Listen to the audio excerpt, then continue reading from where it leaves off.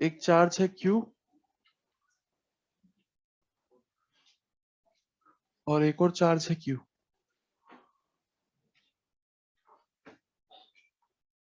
दोनों के बीच की दूरी दे रखी है अपने को 2a।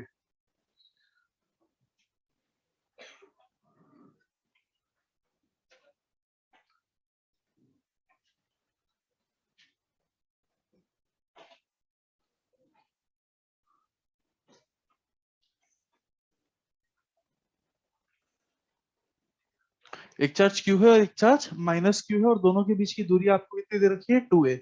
एकदम बीचों बीच में एक पॉइंट होगा, पॉइंट P। इस पॉइंट P पे अपने को क्या निकालनी है? नेट इलेक्ट्रिक फील्ड निकालनी है। पहले तो इलेक्ट्रिक फील्ड निकाले, बाकी सब बाद में देखा जाएगा। ऐसा ही एक क्वेश्चन करा था अपन ने लास्ट क्लास में, उसमें दोनों चार्ज पॉजिटिव दिए हुए थे, y दूरी पे इलेक्ट्रिक फील्ड पूछ ली गई थी। ठीक है क्या? तो एक की इलेक्ट्रिक फील्ड ऐसी, एक की इलेक्ट्रिक फील्ड ऐसी, दोनों के कॉस वाले कंपोनेंट जोड़ रहे थे। इलेक्ट्रिक फील्ड लिखनी आती है अपने को KQ बाय दूरी का स्क्वायर। ठीक है क्या? तो दूरी निकाल ली थी पाइथागोरस लगा के और cos थीटा निकाल लिया था अपन लोगों ने ट्रायंगल को देख के। ठीक है क्या? तो अब इस वाले क्वेश्चन को देखें जल्दी से।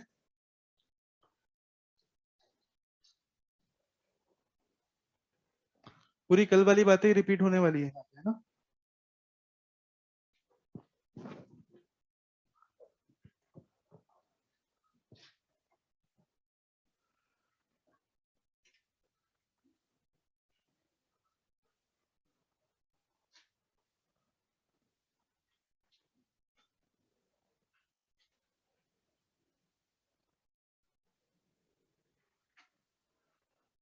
कितना है आंसर? 2KQ बाय ए स्क्वायर। कोई दिक्कत तो नहीं यहाँ तक? तो यहाँ पे इलेक्ट्रिक फील्ड क्यू की वजह से कितनी आ जाएगी? इस तरफ हो जाएगी। यहाँ पे इलेक्ट्रिक फील्ड कितनी हो जाएगी? इस -Q की वजह से, वो भी इस तरफ हो जाएगी ना। क्या कॉन्सेप्ट लगाया हम लोगों ने? पॉजिटिव चार्ज के से इलेक्ट्रिक फील्ड अवे होगी, तो इस पॉजिटिव चार्ज के से इलेक्ट्रिक फील्ड हो गई। हम लोग बात करें नेगेटिव चार्ज के से electric field towards negative charge होगी, नेगेटिव चार्ज के से इलेक्ट्रिक फील्ड होगी। ठीक है क्या? ये दोनों इलेक्ट्रिक फील्ड जुड़ जाएंगी, तो नेट इलेक्ट्रिक फील्ड जो भी आएगी इन दोनों का सम करके आएगी, है ना। तो net electric field will be equal to EQ plus E minus Q।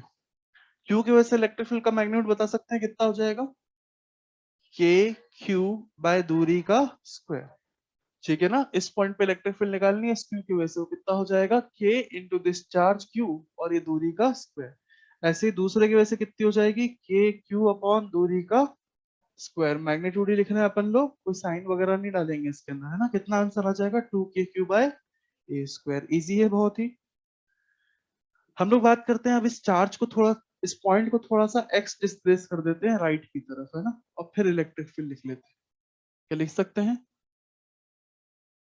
Q charge है वो कैसा है? फिक्स्ड है। एक काम करते हैं, एक और चार्ज रख लेते हैं, ये भी क्यू रख लेते हैं, है ना।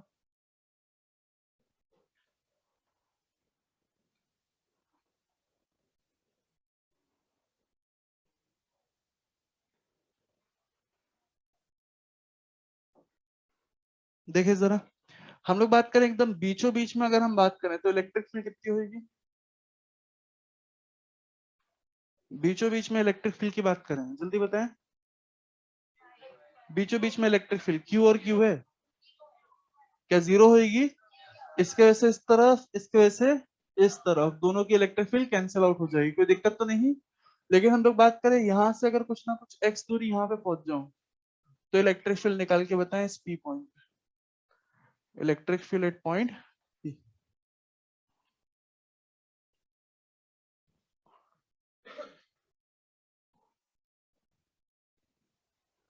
पी पॉइंट पे इलेक्ट्रिक फील्ड निकालनी है। पी पॉइंट मिड पॉइंट से थोड़ा उस तरफ है ना।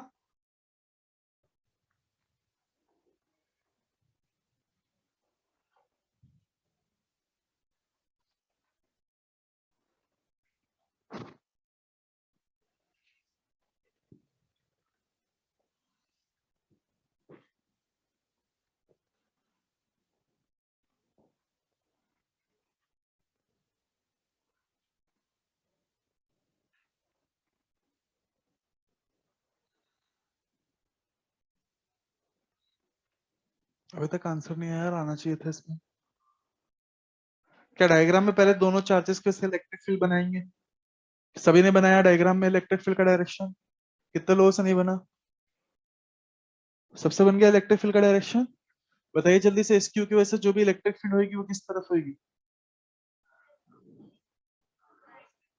राइट की तरफ होगी ना। पी पॉइंट पे जो भी इलेक्ट्रिक फील्ड होगी इस क्यू की वजह से वो राइट की तरफ होगी, कोई दिक्कत तो नहीं? क्लियर है? अच्छा, दूसरे वाले क्यू की वजह से इलेक्ट्रिक फील्ड कैसी होगी पी पॉइंट पे?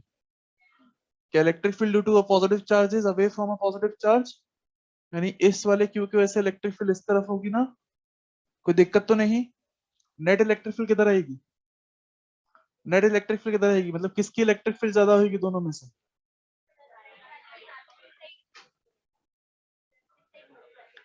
हम लोग बात करें बेसिकली ये चार्ज पास में है क्या पी पॉइंट के, तो इसकी इलेक्ट्रिक फील्ड डोमिनेट कर जाएगी ना, इसका मैग्नीट्यूड ज्यादा होगा तो ये वाली इलेक्ट्रिक फील्ड डोमिनेट कर जाएगी। तो हम लोग बात करें नेट इलेक्ट्रिक फील्ड जो भी होगी वो इस तरफ हो जाएगी। हम लोग को ब्रेक छोटा पड़ गया था क्या? अभी तक चल रहे हो? नहीं तो परमिशन ले लेते, बोल देते मैं बाहर रुक जाता, कोई दिक्कत हो ना। बंद करें डब्बा अभी, क्लास चालू हो गई तो बंद कर लें यार उसे।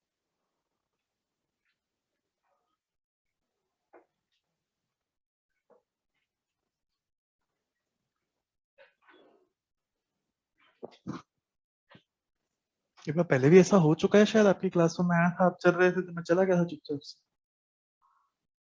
ठीक है, तो बोल देते हैं, आप ऐसे थोड़ा ना अच्छा लगता है। कुछ भी नहीं रहे, खाए जा रहे पीछे बैठ के।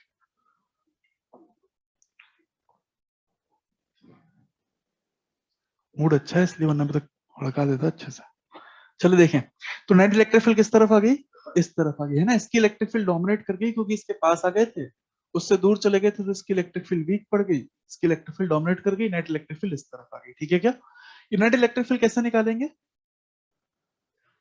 हाँ मतलब यार मजा ही आ गया यार, दोनों इलेक्ट्रिक फील्ड वन डायमेंशन में लग रही है तो कोई वेक्टर वगैरह फॉर्मुला भी नहीं लगना, सिंपल क्या कर देंगे, बड़ा माइनस छोटा कर देंगे, दोनों इलेक्ट्रिक फील्ड कैंसिल कर रही है, बड़ा माइनस छोटा करके नेट इलेक्ट्रिक फील्ड निकाल देंगे। क्लियर है क्या? तो अपन लोग बात करें, ये रेड वाली इलेक्ट्रिक फील्ड जो है माइनस क्या कर देंगे, ब्लू वाली इलेक्ट्रिक फील्ड कर देंगे, कोई दिक्कत तो नहीं?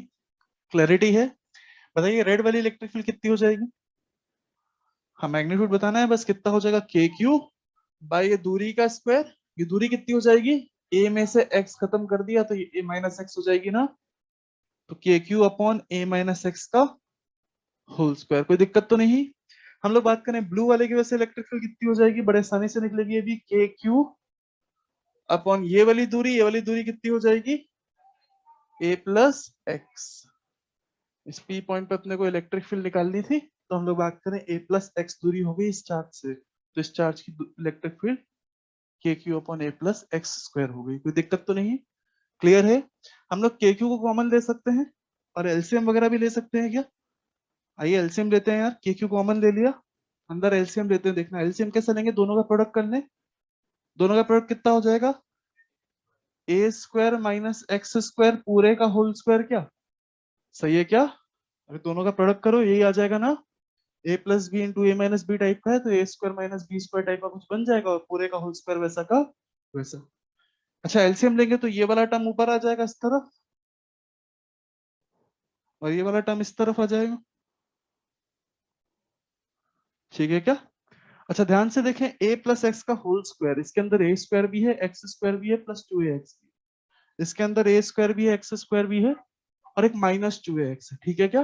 अच्छा ए स्क्वायर और एक्स स्क्वायर वो तो कैंसिल ही हो जाएंगे, दोनों के पास है।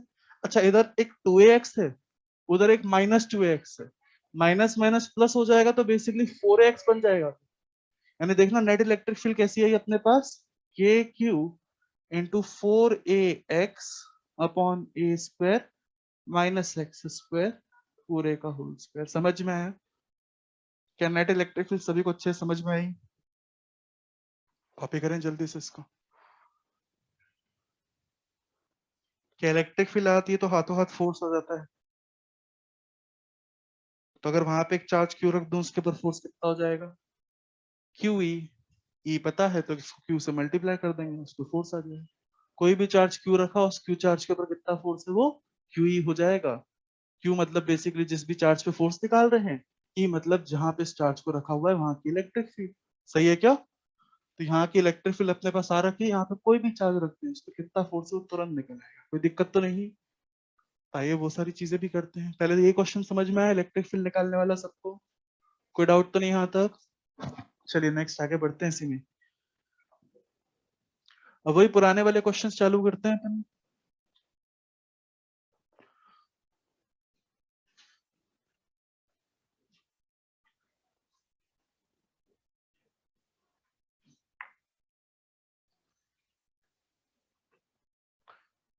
अगर दो चार्ज रखे हुए हैं, फिक्स चार्ज रखे हुए हैं, दोनों के बीच दूरी कितनी है? 2a। तो एकदम बीचों बीच में एक पॉइंट चार्ज रख दें तो क्या वो इक्विलिब्रियम में रहेगा? इसमें तो कोई डाउट नहीं किसी को।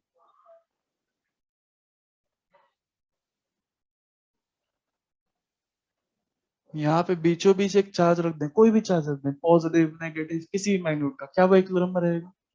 सही है क्या? फिर अपन ने बात करी थी इक्विलिब्रियम में तो रहेगा, लेकिन इक्विलिब्रियम का टाइप कैसा रहेगा, अगर पॉजिटिव चार्ज रखते हैं या अगर नेगेटिव चार्ज रखते हैं, है ना? पहले अपन ने पिछली क्लास में इक्विलिब्रियम का टाइप चेक किया था किसके अलोंग? इस एक्सिस के अलोंग, ठीक है क्या? वाई एक्सिस के अलोंग, है ना? अपन ने परपेंडिकुलर बाइसेक्टर के अलोंग पार्टिकल को थोड़ा बहुत डिस्प्लेस किया था, और परपेंडिकुलर बाइसेक्टर पे थोड़ा बहुत पार्टिकल को डिस्प्लेस किया, तो हमने क्या देखा कि मतलब पॉजिटिव चार्ज है तो कैसा आ रहा था? अनस्टेबल। नेगेटिव चार्ज था तो स्टेबल आ रहा था यार। ठीक है क्या? याद है? हमने बेसिकली यहाँ पे एक पॉजिटिव चार्ज को डिस्प्लेस करके देखा था, पॉजिटिव चार्ज को ऊपर डिस्प्लेस करा था तो उसके ऊपर नेट फोर्स ऊपर की तरफ आ जा रहा था, तो दूर भाग जा रहा था, लौट के नहीं आ रहा था, तो कैसा था वो? अनस्टेबल। नेगेटिव चार्ज रखा तो उसके ऊपर फोर्स इस तरफ आ रहा था, क्या? अट्रैक्टिव टाइप का, उधर डिस्प्लेस करने में वापस लौट के आ रहा था, हमने बोल दिया वो स्टेबल। जैसे स्टेबल हो गया तो नई कहानी क्या आ गई कि पार्टिकल इसके बाद ऑसिलेट करेगा, हो सकता है ऑसिलेट सिंपल हार्मोनिक हो, सिंपल हार्मोनिक हो तो टाइम पीरियड पूछ लेगा, कोई दिक्कत तो नहीं, तो टाइम पीरियड वगैरह निकाल दिया था, ठीक है ना? हम लोग बात करें वापस से इक्विलिब्रियम की। इक्विलिब्रियम कैसा है, यहाँ पे उसी की बात करेंगे, लेकिन अभी इक्विलिब्रियम देखेंगे अपन लोग अलोंग एक्स एक्सिस, ठीक है क्या? इसके अलोंग डिस्प्लेस करके देखेंगे। तो लिखिए, क्वेश्चन लिखिए जल्दी से। क्वेश्चन इसी टाइप का आएगा डायरेक्ट। यहाँ पे अपन ने एक चार्ज रख दिया Q, मास M, ठीक है? माइनस Q और M रख लो पहले, ठीक है क्या? हाँ, लिखिए जल्दी से। Find nature of equilibrium, find nature of equilibrium of charge minus Q। Money man क्या इच्छा है अपनी यार, कैसा निकला है? अनस्टेबल। स्टेबल की इच्छा है तुम्हारी, टाइम पीरियड निकालना है क्या तुम्हें? भैया वो डिफिकल्ट क्वेश्चन है, वो अच्छा क्वेश्चन है टाइम पीरियड वाला, ठीक है क्या? अपन चाहते हैं वैसा क्वेश्चन ना बने, एसएचएम ना हो, ठीक है क्या? तो देखो क्या आंसर आ रहा है, स्टेबल आ रहा है अनस्टेबल आ रहा है? स्टेबल आ रहा है, कैसे देख कैसे रहे हो तुम?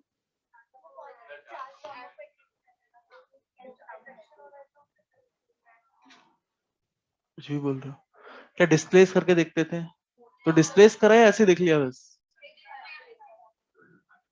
भैया कैंसिल आउट तो यहाँ पे करेगा तभी तो इक्विलिब्रियम में, वो तो उसने बता दिया कि इक्विलिब्रियम है, मान लिया उसने कि दो चार्ज पॉजिटिव रखे हैं, बीच में कोई भी चार्ज रखेंगे वो इक्विलिब्रियम पे रहेगा, ये बात तो बहुत पहले की कर चुके हैं अपन, इक्विलिब्रियम प्रॉब्लम हेडिंग डाली थी, याद है? तो ये इक्विलिब्रियम में रहेगा, बट ये इक्विलिब्रियम कैसा है वो देखना है। वो कैसे दिखेगा? डिस्प्लेस करके। कैसे दिखेगा? पार्टिकल को डिस्प्लेस करो, डिस्प्लेस करने का नेट फोर्स देखो किस तरफ आ रहा है, क्या जिधर डिस्प्लेस करा है उसी तरफ आ जा रहा है? तो दूर भाग जाएगा, लौट के नहीं आएगा, अनस्टेबल कहलाएगा। और डिस्प्लेस किया, नेट फोर्स अपोजिट डायरेक्शन में आ रहा है, तो वापस लौट के आ जाएगा, फिर स्टेबल हो जाएगा। सही है क्या? तो डिस्प्लेस करें और देखें।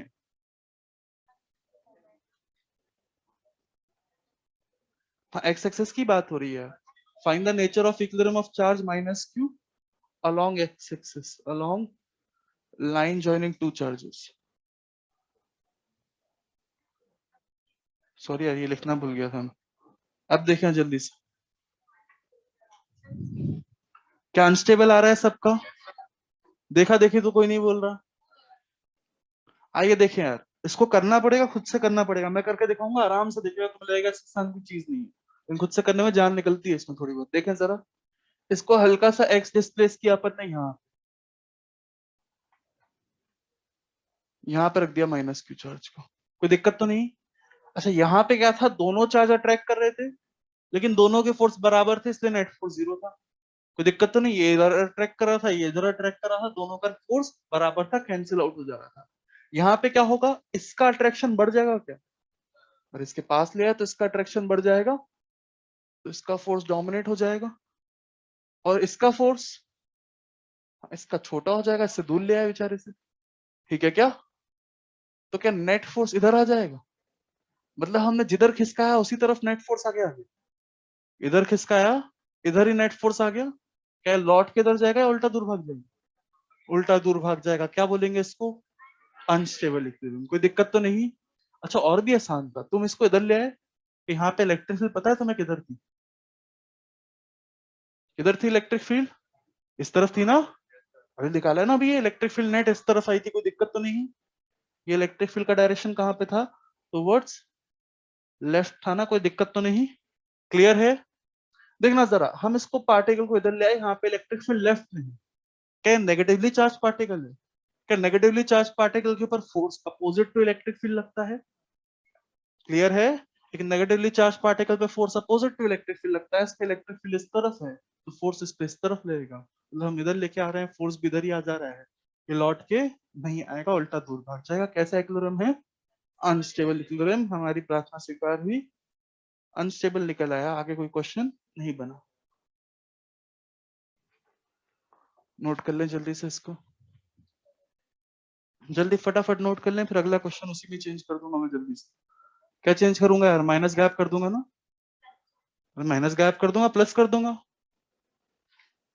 क्या स्टेबल बन जाएगा उससे, पॉजिटिव चार्ज पे इलेक्ट्रिक फील्ड के डायरेक्शन में ही फोर्स लगेगा ना, फिर तो स्टेबल बन ही जाएगा, दिख ही रहा होगा सब।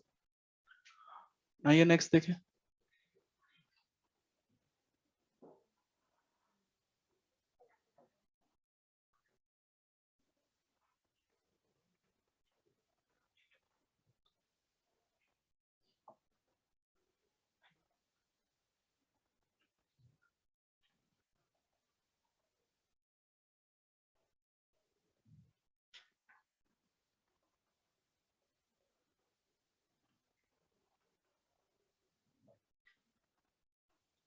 इसका आंसर बताइए, find nature of equilibrium of charge plus Q along the line joining two charges.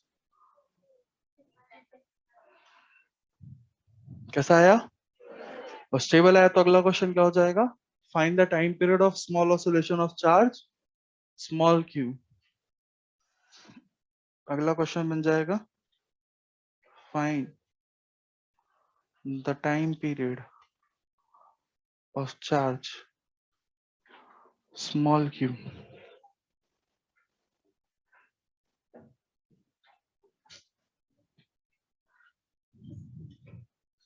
and the time period of small oscillation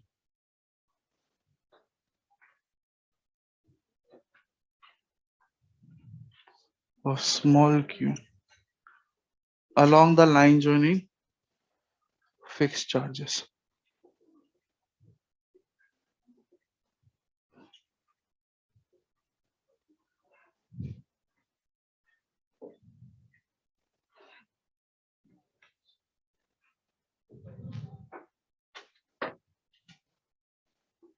फटाफट करें इसको, क्या हुआ बेटा, find the time period of small oscillation of q along the line joining fixed charges।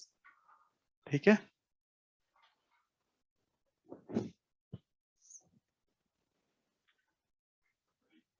क्या पूरे कल जैसे क्वेश्चन है ये, लास्ट क्लास में जो करे थे वही रिपीटेशन हो रहा है, आगे जाके और रिपीटेशन करेंगे अपन, ऐसे क्वेश्चन और भी आएंगे, रिंग केस में भी आएगा।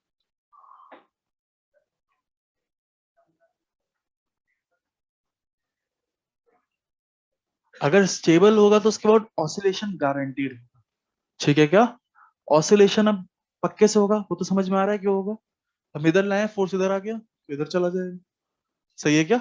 अच्छा इधर फोर्स लग रहा है तो यहाँ तक इसके पास एक वेलोसिटी आ जाएगी, वेलोसिटी कारण फिर इधर जाएगा, अब इधर फोर्स इस तरफ आ गया है फिर इधर आ जाएगा, ऐसे ऐसे करता रहेगा, ठीक है क्या।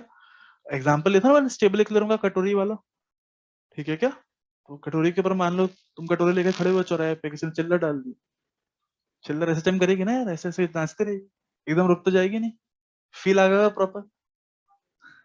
हाँ बेटा वो फ्रिक्शन वगैरह के कारण रुक जाती है, पर आइडियली फ्रिक्शन, एयर फ्रिक्शन ये सब तो मानते ही नहीं है ना, उसको डैम्ड एसएचएम बोलते हैं अपन अपने नीट में, तो वो भी है।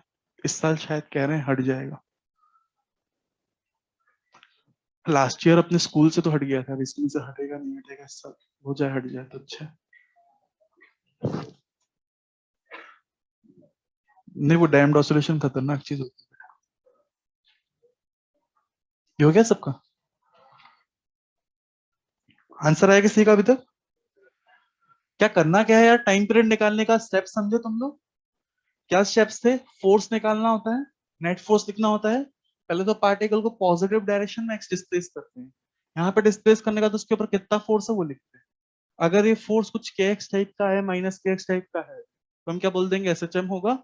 और एसएचएम का टाइम पीरियड निकालने के लिए एक्सेलरेशन निकालते हैं, एक्सेलरेशन के लिए मास दे रखा है उससे डिवाइड कर देंगे फोर्स को, एक्सेलरेशन आ जाएगा। एक्सेलरेशन में एक्स के बाजू में जो भी कचरा है उसको ओमेगा स्क्वायर बोल देते हैं, टाइम पीरियड 2 पाई ओमेगा। ठीक है क्या? सेम ही आ रहा है? नहीं यार हल्का सा अंतर आएगा, मतलब पिछला वाला टाइम पीरियड बोल रहा है क्या इधर से? हाँ चलो देखिए, 4 का अंतर आएगा बस और कुछ नहीं। हाँ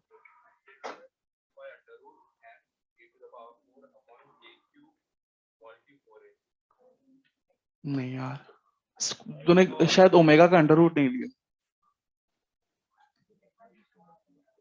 आओ देखें, हाँ जल्दी से, बहुत ही इजी है, फटाफट फॉलो करें सभी लोग, बोर्ड को देखें। क्या करना है यार, अपने को पार्टिकल को डिस्प्लेस करना है, इसकी मीन पोजीशन है, इक्विलिब्रियम पोजीशन है, उससे इसको पॉजिटिव डायरेक्शन में एक्स डिस्प्लेस करो, यहाँ पे ले आओ। सही है, यहाँ पे इसके ऊपर नेट फोर्स निकालो। ठीक है क्या? अब चाहो तो डायरेक्ट फोर्स निकाल दो, अगर तुम्हें इलेक्ट्रिक फील्ड नहीं पता हो तो इलेक्ट्रिक फील्ड अपने को एग्जाम में तो पता नहीं होगी, तो अपने को फोर्स ही निकालना होगा। ठीक है क्या? बट अभी तो अपन ने इलेक्ट्रिक फील्ड निकाली हुई है ना, तो उसका यूज कर लो क्या? तो मैं डायरेक्ट बोल सकता हूँ इलेक्ट्रिक फील्ड जो भी है वो यहाँ पे इस तरफ है। सही है क्या? पॉजिटिव चार्ज पे फोर्स जो भी लगता है वो इलेक्ट्रिक फील्ड के डायरेक्शन में लगता है क्या? यानी इस पे फोर्स इसी तरफ लगेगा क्या? और ये फोर्स कितना हो जाएगा? फोर्स बराबर क्या होता है, Q इंटू ई। चार्ज तो Q है, और इलेक्ट्रिक फील्ड अभी अभी अपन ने निकाली है, कितनी थी? सर आ फोर गया सर। के Q A x upon A square minus x square पूरे का होल स्क्वायर। सही है क्या? ये क्या निकल के आया अपने पास? फोर्स निकल के आया। ठीक है क्या? ये फोर्स तुम देख सकते हो, इस तरफ स्पेस किया, इस तरफ फोर्स आ गया, मतलब ये नेगेटिव डायरेक्शन में भी फोर्स है, तो चाहो तो माइनस साइन भी लगा सकते हो। हालांकि मैग्नीट्यूड मान के चलो, मैग्नीट्यूड एफ बराबर के एक्स आ गया है, इक्विलिब्रियम उस टाइप का, मतलब ऐसा चम तो होगा, कोई दिक्कत तो नहीं। हम लोग बात करें एफ इस टाइप का आ गया, क्या ये एफ बराबर माइनस के एक्स टाइप का है क्या? मतलब तुम्हें ऐसा कुछ दिख रहा है क्या ये basically? 4k small Q A x upon A square minus x square पूरे का होल स्क्वायर। कोई दिक्कत तो नहीं? क्या है तुम्हें फोर्स कांस्टेंट टाइम एक्स करके कुछ दिख रहा है क्या? अभी तो नहीं दिख रहा है, यानी अगर ऐसा फोर्स लगेगा तो एसएचएम नहीं होगा। बट क्वेश्चन एक लाइन लिख के रखी हुई है, कौन सी? स्मॉल ऑसिलेशन, यानी जो भी ऑसिलेशन हो रहा है वो बहुत छोटे डिस्प्लेसमेंट का हो रहा है, बहुत छोटे एम्पलीट्यूड का हो रहा है, ऐसा मोस्ट ऑफ द एसएचएम में हमें मानना पड़ता है। ठीक है क्या? तो हम लोग एक्स को क्या कर लेंगे, बहुत छोटा मान लेंगे, तो ए के सामने नेग्लेक्ट कर देंगे। सही है क्या? तो एक्स को नेग्लेक्ट कर देंगे क्या करके, फॉर स्मॉल ऑसिलेशन बोल के, है ना। एक्स जो है वो क्या है, लेस देन ए है, तो ए के सामने नेग्लेक्ट कर लिया जाएगा, यानी एफ बराबर कितना हो जाएगा, माइनस के capital Q small Q A upon A square की पावर में स्क्वायर इंटू एक्स। सही है क्या? नीचे ए की पावर 4 हो गई, ऊपर एक ए हो गया, तो नीचे ए क्यू भी बचेगा क्या घूम फिर के। ठीक है क्या? अब बताइए क्या फोर्स माइनस के एक्स टाइप का आ गया है? अब आ गया यार, फोर्स बराबर कितना आ गया, -4k स्मॉल क्यू अपॉन ए क्यूब इंटू एक्स। अब देखो ये फोर्स कुछ कांस्टेंट, सारी बला कांस्टेंट है, इंटू एक्स टाइप का कुछ आ गया है ना। तो अब पक्के से पार्टिकल एसएचएम ऐसे फोर्स में करेगा, ऐसे फोर्स में पार्टिकल ऑसिलेशन करेगा, है ना।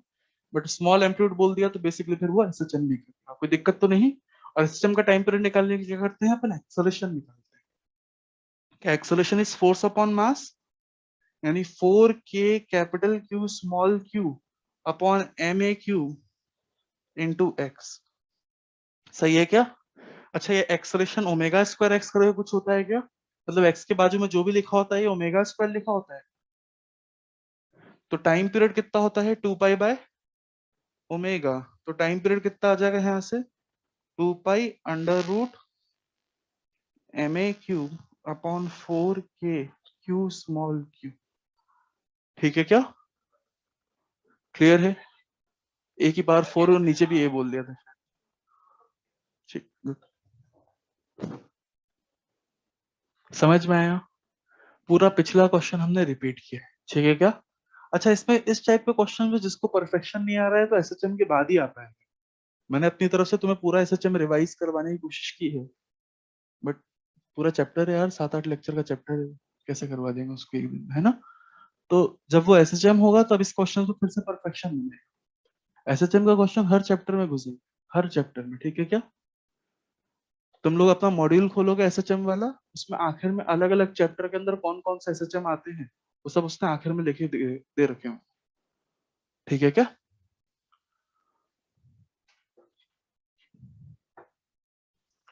इलस्ट्रेशन 6 और 7 है अपना, है ना? तुम लोग से टेस्ट में लेकिन पूछेगा ही अभी, कोई भी टेस्ट आएगा उसमें क्वेश्चन पूछ लेगा ये, बहुत कॉमन क्वेश्चन है ना?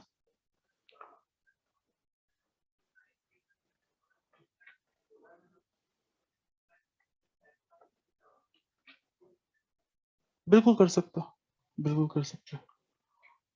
पर एक्चुअली 2 पाई बाय ओमेगा देखो, यूनिफॉर्म सर्कुलर मोशन का टाइम पीरियड भी यही होता है, ठीक है क्या? वेव्स में भी टाइम पीरियड यही होता है। एक्चुअली टाइम पीरियड का यूनिवर्सल फॉर्म है, ठीक है? आगे जाके मैग्नेटिज्म में भी टाइम पीरियड का ही फॉर्मूला आएगा, ठीक है? तो फालतू तो एक और फॉर्मूला क्यों रट रहा है? मतलब ये बहुत टेक्निकली साउंड स्टेप्स जो है, जो मैं आपको बता रहा हूँ, कुछ भी जुगाड़ नहीं है इसको। हो गया सबका?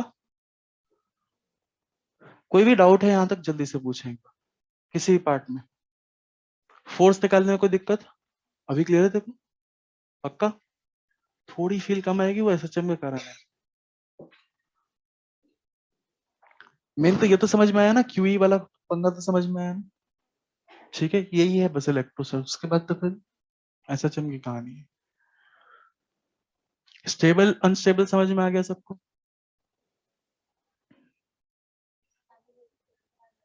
हाँ, मतलब तुम चाहो तो डायरेक्ट फोर्स भी तो निकाल सकते हो उसमें क्या? अरे इलेक्ट्रिक फील्ड और फोर्स में बस एक क्यू का ही तो अंतर होता है ना। तो तुम डायरेक्ट फोर्स लिख लो, इसका इसका फोर्स यहाँ पे कितना हो जाएगा, के क्यू स्मॉल क्यू अपॉन दूरी कितनी हो गई, ए प्लस एक्स का होल स्क्वायर। इसका फोर्स कितना हो जाएगा, के क्यू स्मॉल क्यू अपॉन दूरी हो गई ए माइनस एक्स का होल स्क्वायर, ठीक है क्या? स्टेबल अनस्टेबल समझना है। तो स्टेबल अनस्टेबल इक्विलिब्रियम अपन ने देखा था क्या होता है। स्टेबल इक्विलिब्रियम का मतलब जो इक्विलिब्रियम बेसिकली पार्टिकल को पसंद हो, बार बार लौट के वहीं पर ही आना चाह रहा, ठीक है क्या? ये इक्विलिब्रियम कैसे देखते हैं अपन, इक्विलिब्रियम स्टेबल है या अनस्टेबल है, पार्टिकल को इक्विलिब्रियम से डिस्प्लेस कर, ठीक है क्या? तो ये पार्टिकल का इक्विलिब्रियम था यहाँ पे, ये तो सबको पता है। इसमें डाउट है किसी को? ये इक्विलिब्रियम में इसमें दिक्कत है? कैसे पता करते हैं इक्विलिब्रियम कुछ? मैं पूछ लूंगा क्रॉस क्वेश्चन, दिक्कत है तो बोलो। ये प्रॉपर हेडिंग डाल के बहुत क्वेश्चन करे मैं इसमें, ठीक है क्या? ये दिक्कत है, तुम लोग रिवाइज नहीं कर रहे हो, कई लोग इसलिए नहीं समझ पा रहे हैं। तो हम लोग बात करें बेसिकली यहाँ पे पार्टिकल का इक्विलिब्रियम है। इस इक्विलिब्रियम से पार्टिकल को हमने एक्स डिस्प्लेस करा, इधर इधर डिस्प्लेस करा, तो इसका फोर्स डोमिनेट कर गया ना इस तरफ वाला, और इसका फोर्स जो था वो वीक हो गया। तो हम लोग बात करें नेट फोर्स, ये वाला डोमिनेट कर गया, मतलब पार्टिकल को इधर खींच के ले गया, उसके बाद फोर्स भी इधर लग गया, तो वापस लौट के इधर ही आया, ठीक है क्या? मतलब उसको पुराना इक्विलिब्रियम इतना पसंद है, लौट के इधर आना चाह रहा है, मतलब ये इक्विलिब्रियम पक्के से स्टेबल रहा, ठीक है क्या?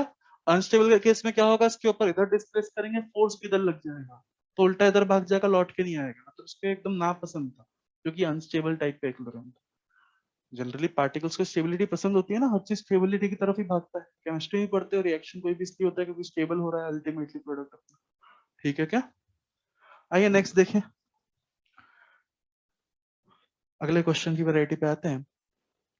अब अगले क्वेश्चन की वैरायटी क्या है, अब अपन फटाफट देख रहे हैं कि बेसिकली इलेक्ट्रिक फील्ड के जितने भी क्वेश्चन है वो एकदम फोर्स जैसे ही है। आइए फटाफट देखते हैं।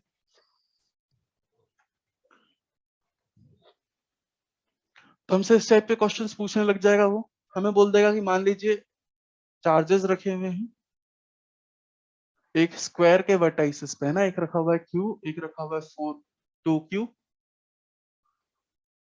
एक रखा हुआ है 3Q और एक रखा हुआ है 4Q। कहाँ पे रखे हुए हैं ये? स्क्वायर के वर्टाइसिस पे। आपसे पूछ लेगा क्या? Net electric field at centre. कैसा क्वेश्चन कर रखा है अपन ने फोर्स के टाइम पे?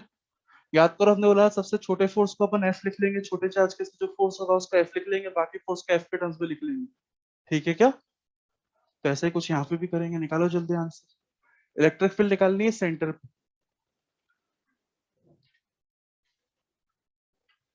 ऐसा क्वेश्चन अभी टेस्ट में भी आया था, उसने बस डायरेक्शन पूछा था इलेक्ट्रिक फील्ड में। ठीक है क्या?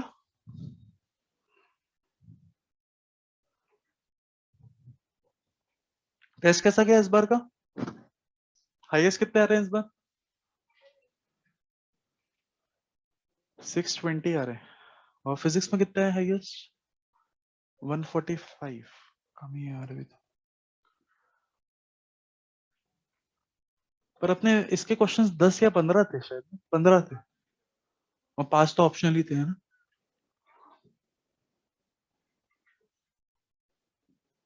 इलेक्ट्रोस्टैटिक सारे बन गए थे क्या? एक आध दो थोड़े आगे ही भी थे उसमें ना क्वेश्चन, इलेक्ट्रिक फील्ड के ज्यादा डल गए। सर हो गया। हाँ हो गया होगा। मेथड्स ऑफ चार्जिंग वाले क्वेश्चन अपन ने अच्छे से पढ़ रहे। बताओ जल्दी आंसर आंसर बताओ।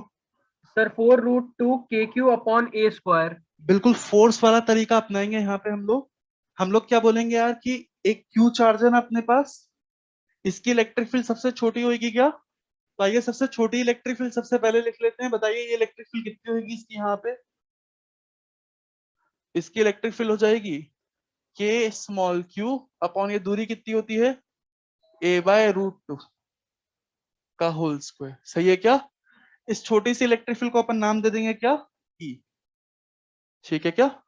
ये सबसे छोटी इलेक्ट्रिक फील्ड होगी, सबसे छोटे चार्ज की इलेक्ट्रिक फील्ड सबसे छोटी होगी, इसका नाम दे दिया अपन ने ई। और ई की वैल्यू यहाँ पे अलग से लिख दे रहा हूँ, के स्मॉल क्यू अपॉन दूरी का स्क्वायर यानी A/√2 का होल स्क्वायर, यानी कितना आ गया? 2KQ/A²। कोई दिक्कत तो नहीं यहाँ तक? ये सबसे छोटे चार्ज के इलेक्ट्रिक फील्ड होगी। ऐसे मेरे को बताया 2Q की वजह से इलेक्ट्रिक फील्ड कितनी हो जाएगी? क्या 2Q चार्ज दुगना है तो उसकी वजह से K × 2Q/A/√2 का होल स्क्वायर आएगी क्या? मतलब एक तरीके से 2 ही आ जाएगी क्या? कोई दिक्कत तो नहीं? 3Q की वजह से कितनी आ जाएगी? 3E। 4Q की वजह से कितनी आ जाएगी? 4E। कोई दिक्कत तो नहीं? क्लैरिटी है? चार चार्जेस की वजह से चार इलेक्ट्रिक फील्ड अपन ने लिख ली, सबसे छोटी इलेक्ट्रिक फील्ड को ई बोल दिया, तो अगली इलेक्ट्रिक फील्ड 2E 3 और 4E होगी। कोई दिक्कत तो नहीं? ऐसे ही फोर्स के टाइम पे क्वेश्चन कर चुके हैं, सबसे छोटे फोर्स का एफ बोला था, बाकी 2F 3F 4F हो गए। कोई दिक्कत तो नहीं? हम लोग बात करें 2E और 4E का रिजल्टेंट, क्या 2E इस तरफ आ जाएगा? अरे 2E और 4E सिंपल अपोजिट वेक्टर्स है ना, एक दूसरे को कैंसिल करेंगे, इनका नेट इफेक्ट 2E इधर आ जाएगा, 3 और E का नेट इफेक्ट 2E इस तरफ आ जाएगा, यानी चार फोर्सेस, चार इलेक्ट्रिक फील्ड दो इलेक्ट्रिक फील्ड में कन्वर्ट हो गई है। यानी अब इफेक्टिवली अपने को दो ही इलेक्ट्रिक फील्ड का रिजल्टेंट निकालना होगा। देखना जरा, मैंने बोल दिया 3 और E का रिजल्टेंट कितना हो जाएगा? 2E इस तरफ, 4E और 2E का रिजल्टेंट कितना हो जाएगा? 2E इस तरफ। कोई दिक्कत तो नहीं? क्लैरिटी है? अच्छा 2E और 2E इनके बीच का एंगल कितना होगा ये? हाँ, diagonals of a square intersect at 90 degree. कोई दिक्कत तो नहीं? तो हम लोग बात करें इन दोनों का रिजल्टेंट कितना हो जाएगा?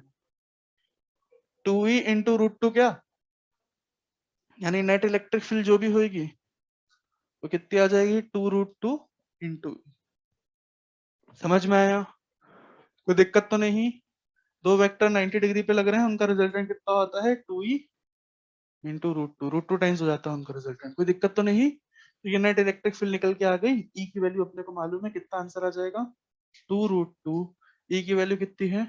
2KQ/A², यानी 4√2 KQ/A²। A square is the answer.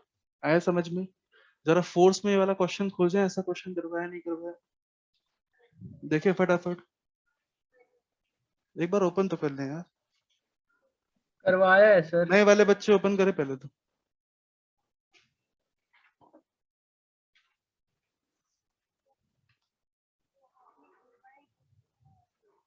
कहाँ है बेटा?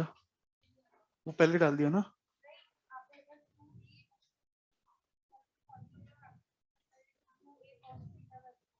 हाँ बिल्कुल। तो थीटा कितना 90,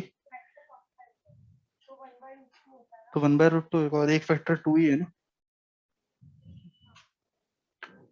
देखना नेट इलेक्ट्रिक फील्ड, यार ये बोल रही है कि ऐसा लगा लो आप 2a cos थीटा बाय 2 लगा लो। तो एक वेक्टर कितना है 2 ही है, और cos थीटा बाय 2 कितना हो जाएगा cos 90/2 यानी 45 डिग्री, यानी कितना आ जाएगा 2 ही, और ये 1/√2 और ये 2 है तो √2 ही बचेगा क्या? तो वही तो बोल रहा था। ठीक है, तो कितना आ जाएगा अपने पास 4√2 KQ बाय ए स्क्वायर। ठीक है, ऐसे भी कर सकते हो, कोई दिक्कत नहीं। ये तो डायरेक्ट अप्रोच लगा लो, 90 डिग्री पे होता है तो ऐसा √2 टाइम्स आता है रिजल्ट बराबर वेक्टर्स। ठीक है, पीछे क्वेश्चन बोला क्या आंसर भी सेम है उसका? कुछ अंतर नहीं है, आंसर भी एग्जैक्ट सेम है। तो ऐसे बहुत सारे क्वेश्चंस रिपीट होने वाले हैं, फटाफट स्पीड में करेंगे क्या? उसके लिए आपका पुराना नॉलेज अच्छे से रिवाइज होना चाहिए। उस टाइम पे समझ गए थे सब चीजें? आप लोग खुद बोल रहे थे पिछला समझ में आ गया था, बात का समझ नहीं आई। बात का समझ इसलिए नहीं आया क्योंकि पिछला समझ के फिर उसको रिवाइज नहीं किया गया। आए जल्दी देखें, फुल रिपीटेशन चलने वाला है क्वेश्चंस का। फटाफट बताएं जल्दी से इस टाइप के क्वेश्चंस।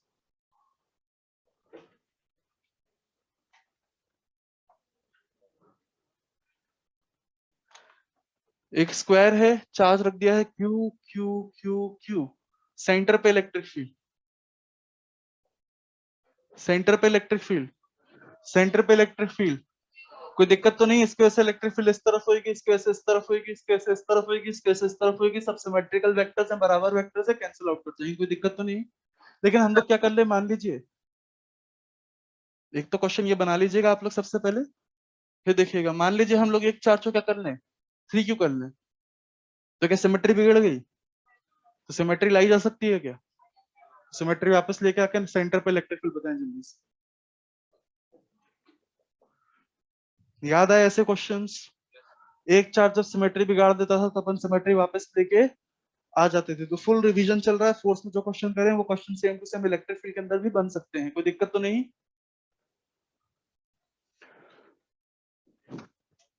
प्रॉपर निकाल देना, ए वगैरह सब दे तो रखा है। 4KQ बाय ए स्क्वायर।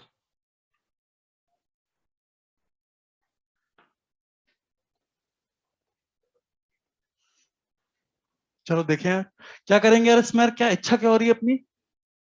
काश यहाँ पे 3Q की जगह Q होता, तो अपनी इच्छा तो पूरी अपन करके रहेंगे, अपने को कौन रोकने वाला है ना। तो अपन ने यहाँ पे Q मान लिया, ठीक है क्या? हम लोगों ने यहाँ पे Q मान लिया, तो ऐसा करते हुए हमने चार्ज क्रिएट कर दिया। एंड चार्ज कंजर्वेशन कहता है charge can neither be created nor be destroyed. तो चार्ज क्रिएट करना अलाउड नहीं है, तो इसलिए साथ में एक माइनस क्यू और ले लिया, कोई दिक्कत तो नहीं। हम लोग बात करें यार, पहले तो इनको देखो यार, Q Q Q Q, net electric field centre पे इनकी वजह से जीरो क्या? और ये चार चार्जेस की वजह से इलेक्ट्रिक फील्ड सेंटर पे कितनी होगी? जीरो। यानी जो भी इलेक्ट्रिक फील्ड होगी इस माइनस क्यू और 3Q की वजह से होगी क्या?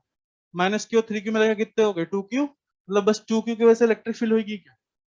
2Q की वजह से इलेक्ट्रिक फील्ड जो भी होगी कैसी होगी? अवे, पॉजिटिव चार्ज से इलेक्ट्रिक फील्ड अवे। और ये इलेक्ट्रिक फील्ड कितनी हो जाएगी? डायरेक्ट नेट इलेक्ट्रिक फील्ड निकल के आ रही है, कितनी हो जाएगी ये हो जाएगी के इंटू 2Q अपॉन दूरी कितनी होगी ए बाय √2 का होल स्क्वायर। समझ में आया? ऐसा क्वेश्चन करवा चुका हूँ फोर्स में, इसलिए जल्दी जल्दी कर रहा हूँ, कोई दिक्कत तो नहीं। जो क्वेश्चन फोर्स में आते हैं वो क्वेश्चन इलेक्ट्रिक फील्ड में ही पूछ सकता है, कोई दिक्कत तो नहीं। छाप ले जल्दी इसको भी।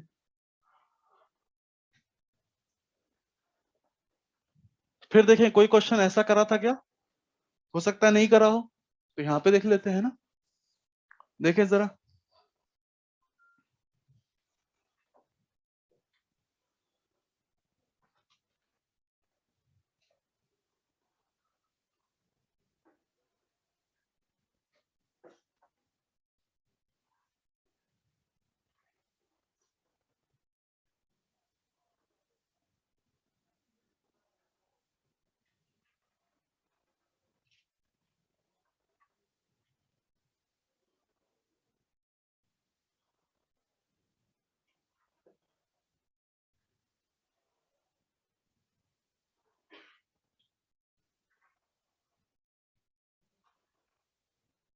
देखिए जरा है, एक्स एक्सिस पे से लाइन से चार्जेस बिछे हुए हैं, कितने चार्जेस बिछे हुए हैं, लाइन से चार्जेस बिछे हुए हैं, और कितने बिछे हुए हैं, इनफाइनाइट चार्जेस। कितने चार्जेस, इनफाइनाइट चार्जेस ऐसे एक्स एक्सिस से बिछे हुए हैं। कोई दिक्कत तो नहीं। आपको इन सारे चार्जेस के से ओरिजिन पे कितनी इलेक्ट्रिक फील्ड है वो निकालनी है। Net electric field on origin, जल्दी निकालें। कैसा क्वेश्चन करवाया हुआ है फोर्स में? नहीं करवाया हुआ तो अब कर लेते हैं। इलेक्ट्रिक फील्ड आ गई तो इलेक्ट्रिक फील्ड आ गई तो फोर्स आ गई। वहां पे और कुछ नहीं, ओरिजिन पे एक चार्ज रख देता 1 कूलम, बोल देता 1 कूलम के ऊपर नेट फोर्स निकालो। कोई दिक्कत तो नहीं। तो इलेक्ट्रिक फील्ड आ जाएगी, इलेक्ट्रिक फील्ड को 1 कूलम से मल्टीप्लाई कर दोगे, नेट फोर्स हो जाएगा। कोई दिक्कत तो नहीं। सेम ही चीज है, इलेक्ट्रिक फील्ड और फोर्स एक ही चीज है, बस चार्ज ही तो डिवाइड लगाया है यार। तो क्वेश्चन में भी कोई अंतर नहीं पड़ता, आंसर में भी कोई अंतर नहीं पड़ता। समझे क्या?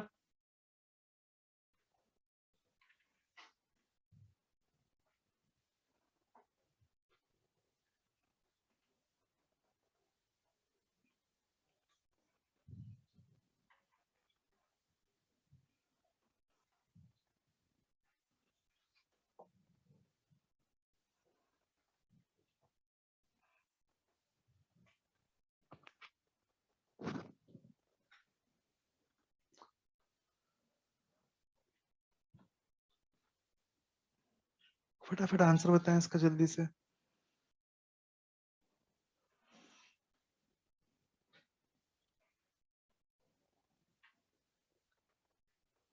क्या इनफाइनाइट सम ऑफ जीपी पता है आपको?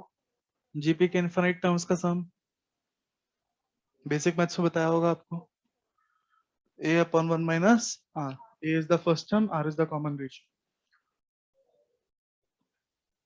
कितना है आंसर? 2k। चलिए देखें, कैस 1 कूलम कैसे इलेक्ट्रिक फील्ड जो होगी वो इधर होगी, और कितनी होगी भैया, नेट इलेक्ट्रिक फील्ड लिख रहा हूँ। 1 कूलम कैसे इलेक्ट्रिक फील्ड कितनी हो जाएगी, वो हो जाएगी k इंटू 1 अपॉन दूरी का स्क्वायर, दूरी 1 है, दूरी 1 है ना।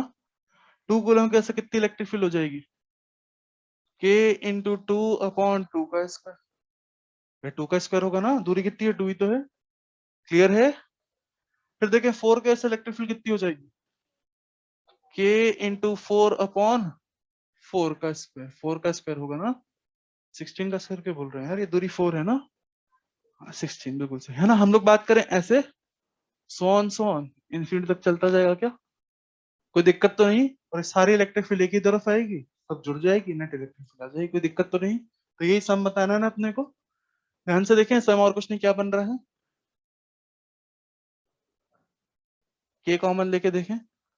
1 प्लस 1/2 प्लस 1/4, अगला क्या आ जाएगा, 1/8 एंड सो। क्लियर है? क्या है ये, जीपी। क्या है ये, जीपी। जीपी का फर्स्ट टर्म क्या है, 1, यानी इसको अपन ए बोल देंगे। इसका कॉमन रेशियो क्या है, कॉमन रेशियो मतलब आगे वाले टर्म में पिछले वाले टर्म का भाग लगाओ, कितना आ रहा है, 1/2 में पिछले टर्म का भाग लगाओ, हाफ आ जाएगा क्या। 1/4 में पिछले टर्म का भाग लगाओ, हाफ आ जाएगा क्या। किसी भी आगे वाले टर्म में जस्ट पिछले टर्म का भाग लगाओ, हाफ आ जाएगा, यानी कॉमन रेशियो कितना है, हाफ। फर्स्ट टर्म क्या है, 1, तो इनफाइनाइट टर्म का सम क्या हो जाता है,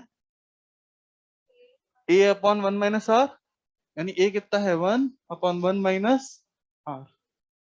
ये कितना हो जाएगा, 1/2, ऊपर जाएगा तो 2, तो आंसर कितना आ जाएगा, 2 के। समझ में आया? सिंपल फॉर्मूला लगाया अपन ने, sum of infinite term of GP is a upon 1 minus R. कहाँ पढ़ा है, बेसिक मैथ्स में। कॉपी करें जल्दी से। आगे इलेक्ट्रोस्टैटिक्स बस इतना ही है, ठीक है। क्या ये सबने लिख लिया था, उसके बाद बेसिक मैथ्स है वो। फिर आगे देखते हैं।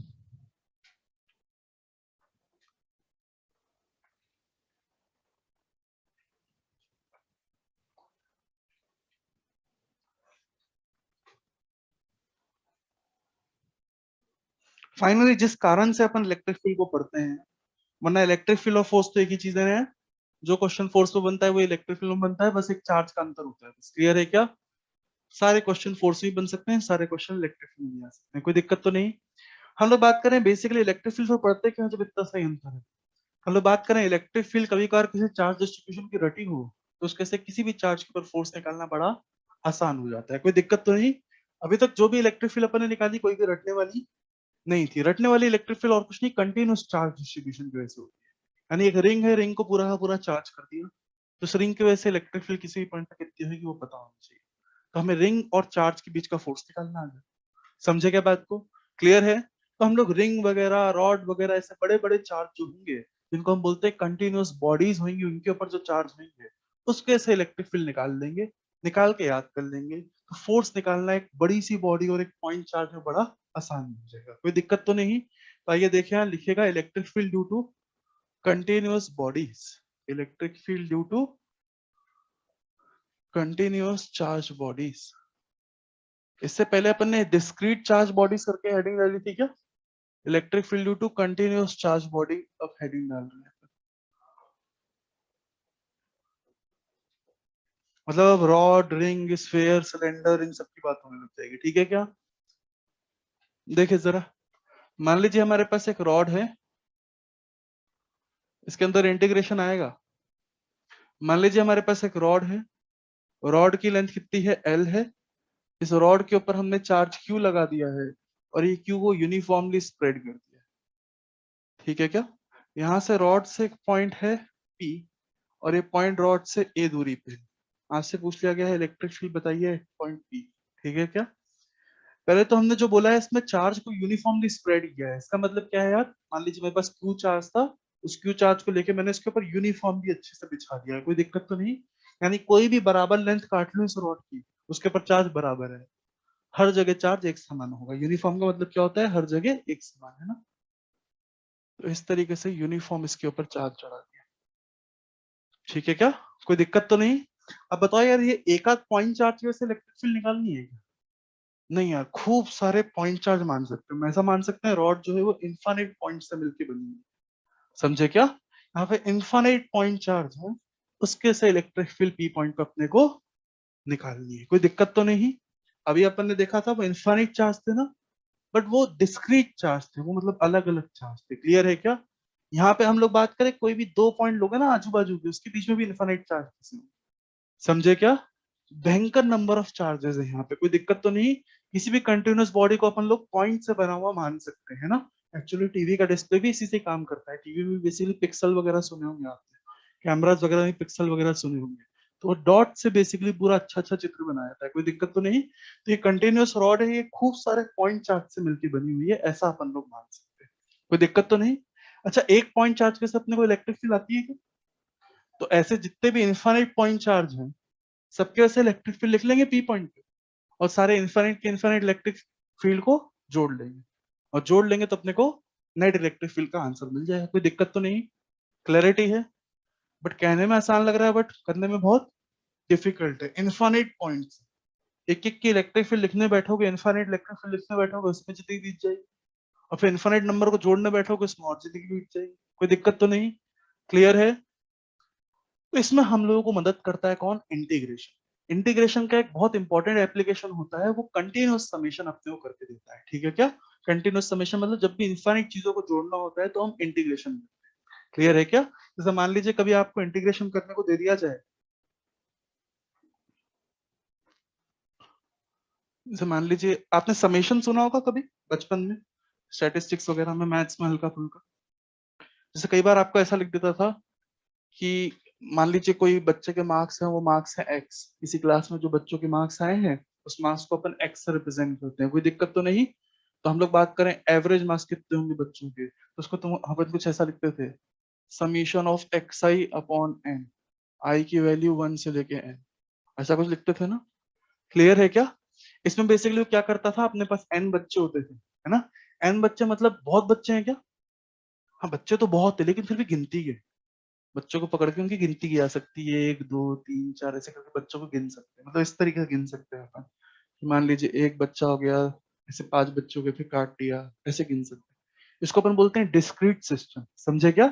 जब भी ऐसा डिस्क्रीट सिस्टम हो, यानी गिनती के कुछ एक लोग हो और उनका सम करना हो अपने को, तो अपन समीशन का यूज करते हैं। कभी भी अपने को कंटिन्यूस सम करना हो तो हम क्या करते हैं उस केस में? इंटीग्रेशन का यूज करते हैं, कंटिन्यूस समीशन ऐसा होता है, ठीक है क्या? x की वैल्यू 1 से लेके 5 तक, इसका मतलब 1 से लेके 5 तक x की जितनी वैल्यू है सबका सम करना है। 1 से लेके 5 तक कितनी वैल्यूज है? इनफाइनाइट वैल्यूज है, और ये अनकाउंटेबल इनफाइनाइट है, कितनी है? अनकाउंटेबल। यही अगर मैंने ऐसा कुछ कर दिया, समीशन i इक्वल टू 1 से लेके 5 तक, तो इसका मतलब 5 वैल्यूज का सम करना है, गिनती की 5 वैल्यूज हुई उनको उठा के सम करना है, उसमें कोई दिक्कत नहीं। लेकिन ये क्या करके देता है, 1 से लेके 5 तक खूब सारी वैल्यूज होगी, 1 के बाद 1.0001 और इसके बीच में भी इन्फिनिट वैल्यू होगी। समझे क्या?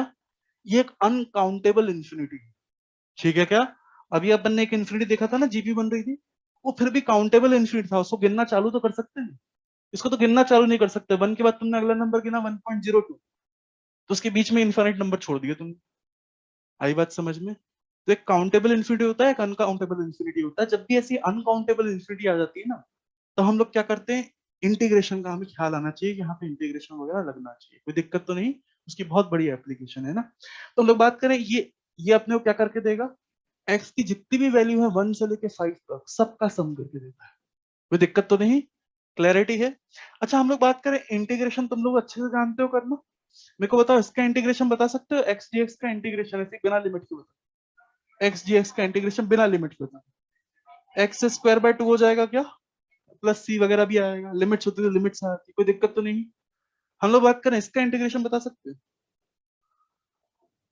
वाई स्क्वायर बाय 2 क्या सही है क्या? गलत है, ऐसा इंटीग्रेशन पॉसिबल ही नहीं। इंटीग्रेशन तभी पॉसिबल है जब डी के बाजू में जो चीज लिखी है और फंक्शन जो भी है जिस भी वेरिएबल में, ये सेम है। इंटीग्रेशन में एक्चुअली दो वेरिएबल होते हैं, डी के बाजू वाला वेरिएबल, इसको अपन बोलते हैं इंटीग्रेशन का वेरिएबल, इंटीग्रल वेरिएबल, सही है, और एक फंक्शन का वेरिएबल जिसको भी इंटीग्रेट कर रहे हैं उसका वेरिएबल, सही है। ये दोनों मैचिंग होता है तभी इंटीग्रेशन पॉसिबल होता है, वरना इंटीग्रेशन पॉसिबल, डिफरेंशिएशन में ऐसा बिल्कुल भी जरूरी नहीं है।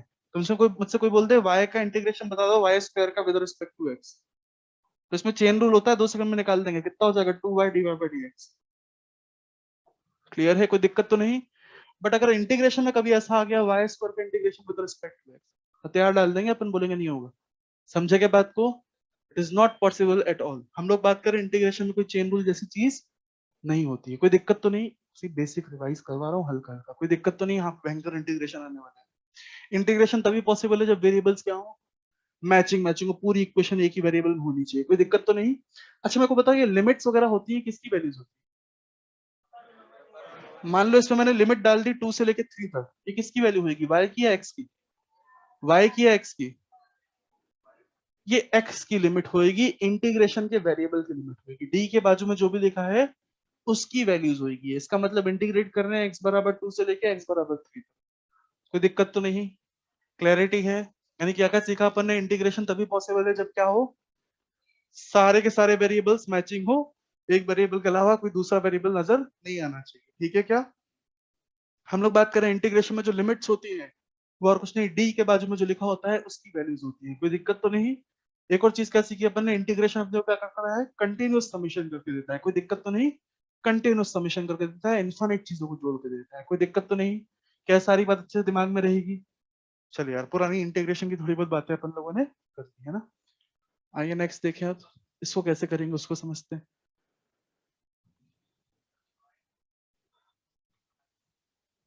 क्या हो गया बेटा?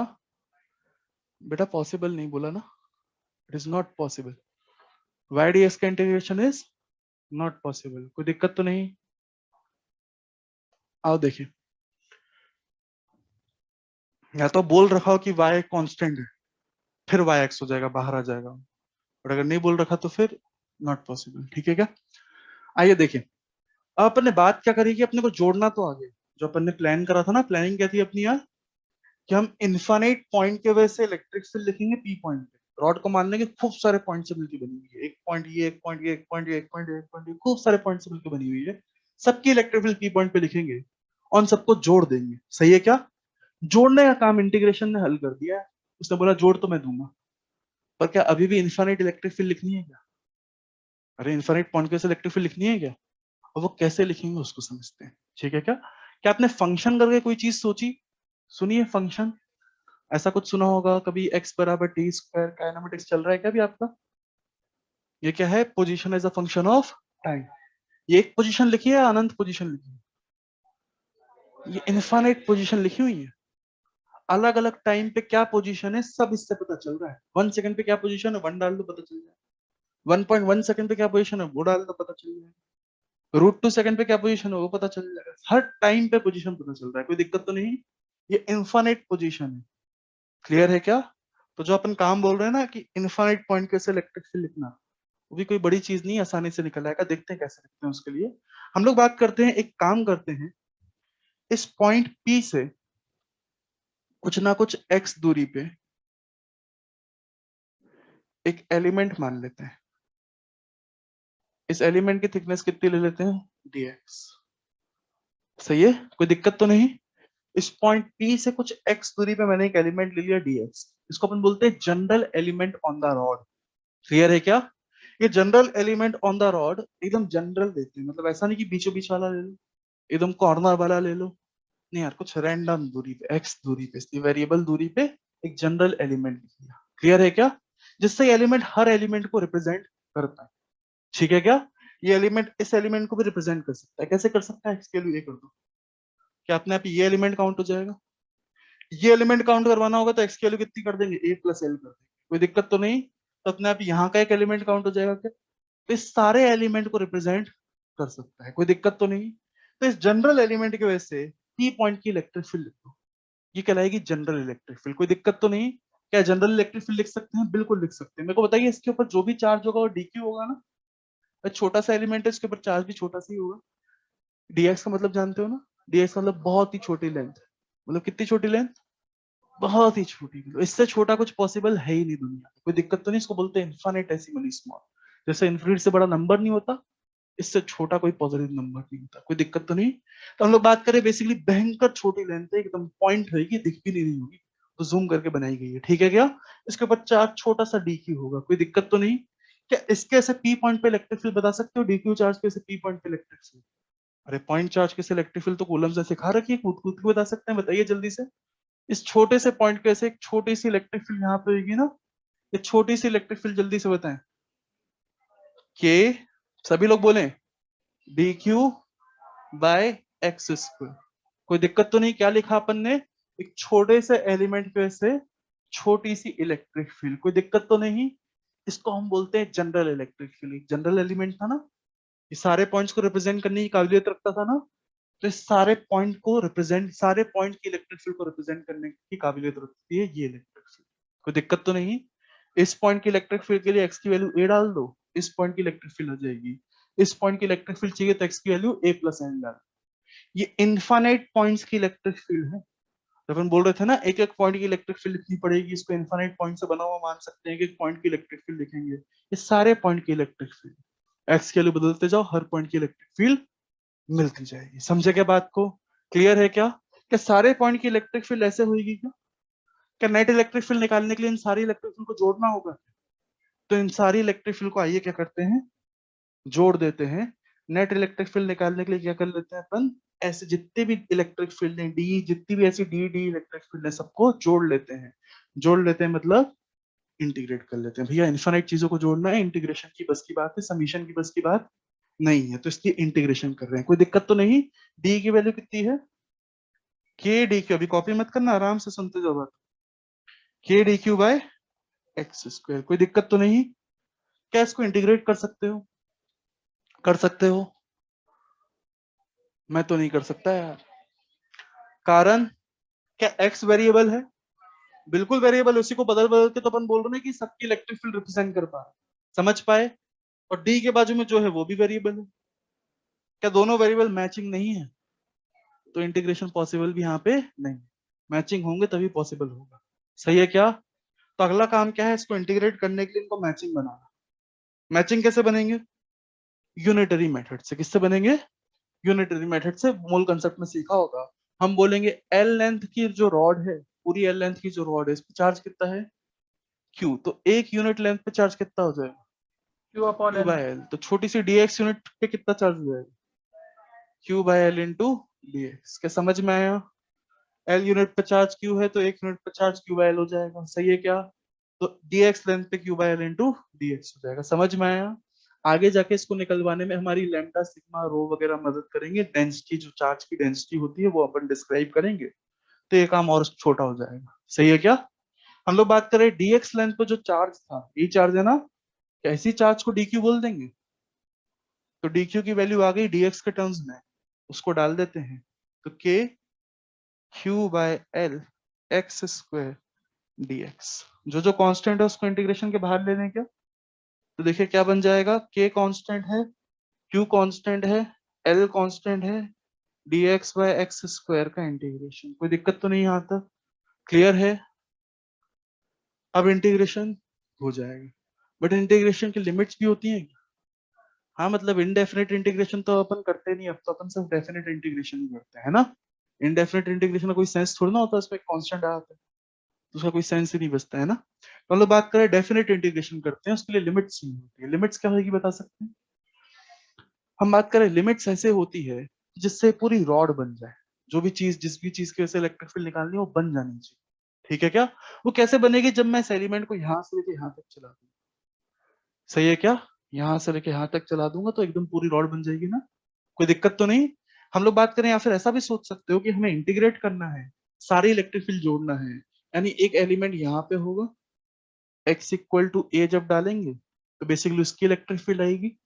एक एलिमेंट यहाँ पे होगा, x equal to A plus L जब डालेंगे, इस x की वैल्यू ए प्लस एल कर देंगे इस फॉर्मूले में, तो उसकी इलेक्ट्रिक फील्ड आएगी। हमें इसकी इलेक्ट्रिक फील्ड भी जोड़नी है, इसकी इलेक्ट्रिक फील्ड भी जोड़नी है, बीच में जितने भी पॉइंट है सबकी इलेक्ट्रिक फील्ड जोड़नी है। यानी हम जोड़ेंगे कहां से कहां तक? ए से लेके ए प्लस। समझ में आया? बेसिकली लिमिट जो भी होती है वो एक्स की वैल्यूज होती है, एक्स की वैल्यू ए से लेके ए प्लस एल तक बदल दोगे, हमारे एलिमेंट जो है यहाँ से लेके यहाँ तक ट्रेवल कर जाएगा, हमारी रॉड बना देगा, हमारी रॉड को ट्रेस कर देगा। कोई दिक्कत तो नहीं? तो लिमिट्स हमेशा ऐसी होती है जिससे हमारा एलिमेंट पूरे को पूरे ऑब्जेक्ट को ट्रेस करके बना के। आई बात समझ में? कोई दिक्कत तो नहीं? इमेजिनेशन से प्रॉपर निकलती है वो। क्लियर है क्या? तो ए से लेके ए प्लस तक जैसे ही एलिमेंट चलेगा एक रॉड ट्रेस करके रख देगा अपनी। सही है क्या? रंगोली की तरह सोचो, रंगोली में अपन एक जगह कलर रख देते हैं ना, उस कलर को ऐसे चला देते हैं, रॉड बन जाती है। ठीक है क्या? क्लियर है? एक चुटकी सिंदूर फिर खींच देते हैं, कोई दिक्कत तो नहीं? तो बेसिकली इस तरीके से रॉड बनती है ना, कोई दिक्कत तो नहीं? तो हम लोग बात करें बेसिकली एलिमेंट को पकड़ के यहाँ से लेके यहाँ तक चलाना होगा, तो लिमिट अपन ने ए से लेके ए प्लस एल तक डाल दी, एक्स की वैल्यू ए से लेके ए प्लस एल तक बदल देगी। ठीक है क्या? आइए अब इसको इंटीग्रेट करते हैं। इंटीग्रेशन आता है अच्छे से? बताएं इसका इंटीग्रेशन। के Q by L x square 1/x² का इंटीग्रेशन। हाँ अगर दिक्कत आ रही है तो इसको पहले x की पावर -2 लिख लिया करो, फिर इंटीग्रेट कर लो अगर दिक्कत आ रही है तो। ठीक है क्या? हालांकि अभी तक आनी नहीं चाहिए, इतने बिगनर बॉक्स कर चुके हैं इसको। तो के क्यू बाय एल, आइए एक्स की पावर -2 का इंटीग्रेशन, क्या पावर एक से बढ़ा देते हैं और नई पावर से डिवाइड कर देते हैं? पावर एक से बढ़ाएंगे एक्स की पावर -1 हो जाएगा, नई पावर -1 हो जाएगी, लिमिट डाल देंगे ए से लेके ए प्लस, इस माइनस को बाहर ले लेते हैं तो के क्यू बाय एल, और बाहर एक माइनस भी ले लिया है ना, ये क्या 1/x हो गया क्या? तो 1/x में एक बार डालेंगे अपन अपर लिमिट, तो 1/a प्लस एल, एक बार डाल देंगे लोअर लिमिट 1/a, और upper limit minus lower limit कर देंगे। कोई दिक्कत तो नहीं? एक काम करें एलसीएम ले क्या, तो माइनस के क्यू बाय एल, एलसीएम लेंगे तो a minus A plus L आएगा क्या, upon a into A plus L आ जाएगा क्या? ठीक है क्या? ये ऊपर क्या बचेगा, माइनस एल, माइनस बाहर भी है तो प्लस बन जाएगा, एल से एल कैंसिल हो जाएगा, तो के Q upon A into A plus, ये आंसर है नेट इलेक्ट्रिक फील्ड का। समझ में आया? कॉपी करें फटाफट इसको अच्छे से।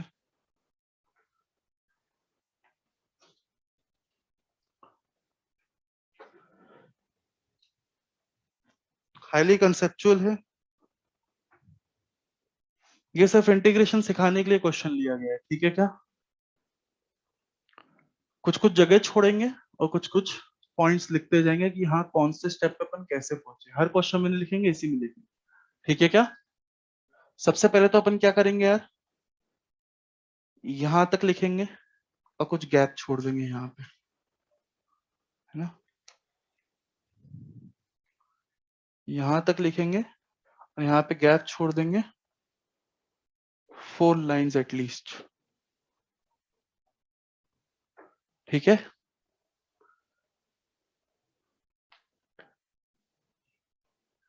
फिर देखिएगा, फिर अगली चीज यहां तक लिखिएगा, ठीक है क्या? फिर इसके बाद 4 लाइन का फिर गैप छोड़ दीजिए,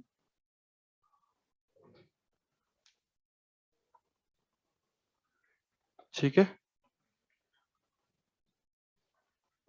फिर ये चीज लिखिएगा, ठीक है? 4 लाइन का गैप छोड़ेगा, फिर ये चीज लिखेंगे, फिर बाद में बचा हुआ ये सब लिखेंगे, ठीक है क्या? ये सबसे आखिर में,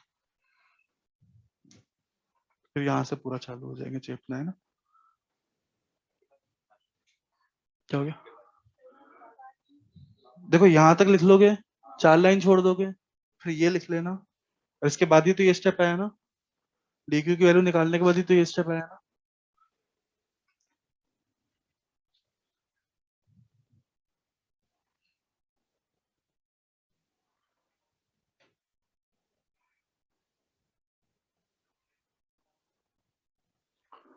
सभी लोग यहाँ तक लिख चुके हैं?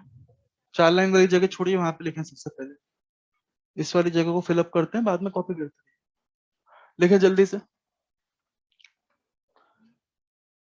लिखें। we can assume we can assume any body to be made up of infinite points. We can assume any body to be made up of infinite points.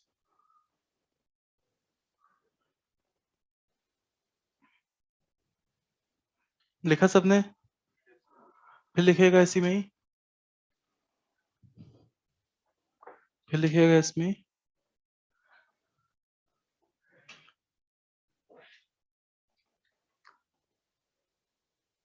Now we have to write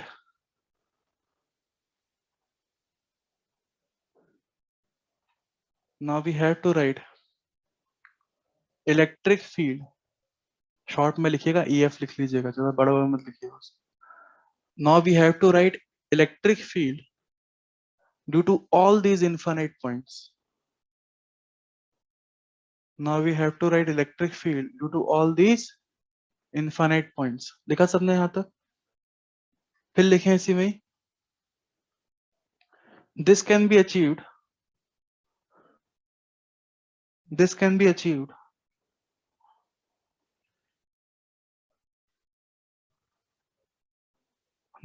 achieved by writing electric field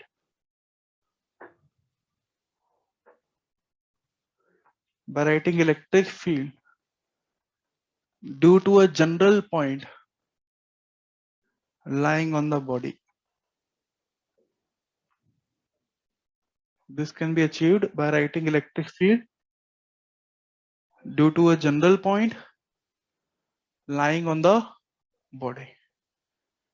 सही है? ये वो general point है और ये वो general point की electric field है। कोई दिक्कत तो नहीं? क्लैरिटी है? अब चालू हो जाए, इसको लिख लें पूरा, इसको लिख लिया, इसको लिखने के बाद वो लिखिएगा।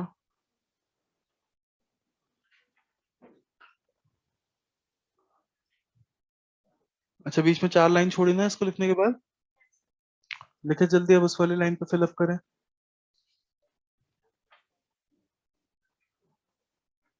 लिखे integration can only be done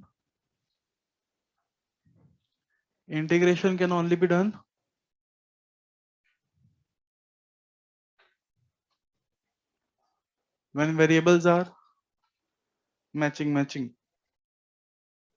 ठीक है, integration can only be done when variables are matching. Same integration can only be done when variables are matching. लिख लिया सबने? तो हम लोग बात करें यहाँ पे जो इंटीग्रेशन का वेरिएबल है और फंक्शन का वेरिएबल है वो मैचिंग, तो उनको मैचिंग बनाने के लिए अपन ने क्या करा? यूनिटरी मेथड अप्लाई करा। कोई दिक्कत तो नहीं? तो हम लोग बात करें, here q and x are not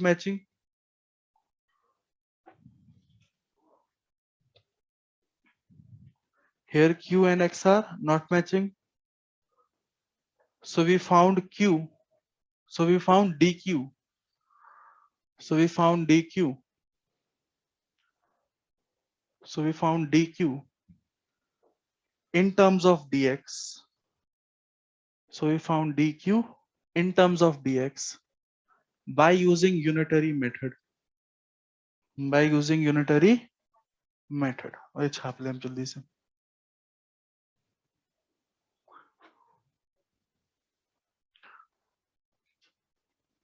So we found dq in terms of dx by using unitary method.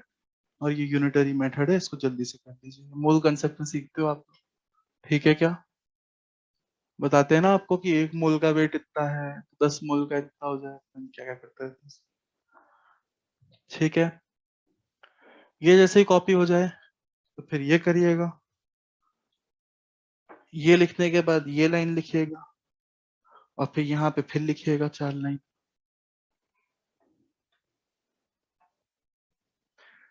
Unitary method छापने के बाद यहाँ से लिखिएगा, फिर यहाँ लिखिएगा, फिर यहाँ पे कुछ एक लाइन छोड़ लीजिएगा. सब पहुंच गए यहाँ तक? आइए लिखिए, अब इन 4 लाइंस को और लिख लेते हैं, बस फाइनल 4 लाइंस लिखिएगा. लिखिएगा limits are the values.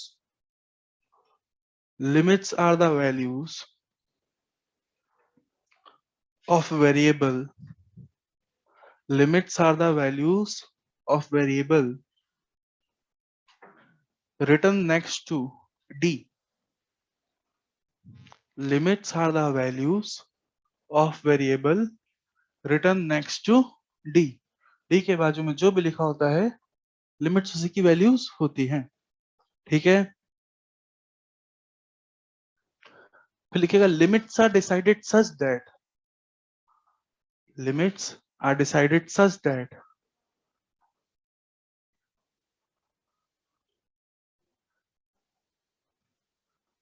limits are decided such that the element taken, the general element taken लिखिएगा. The general element taken, the general element taken traces the whole object. Traces the whole object. The general element taken traces the whole object. Limits ऐसे decide की जाती है कि अपना जो भी object बनाना है वो ऑब्जेक्ट उस एलिमेंट से ट्रेस हो जाए. ठीक है क्या? तो x को बदलेंगे a से लेके a प्लस l तक, एलिमेंट यहाँ से यहाँ चल पड़ेगा, रॉड बना के रख देगा. ठीक है क्या? रॉड के इलेक्ट्रिसिटी मिल जाएगी. आई बात समझ में? क्लियर है? अब पूरा छाप लेंगे.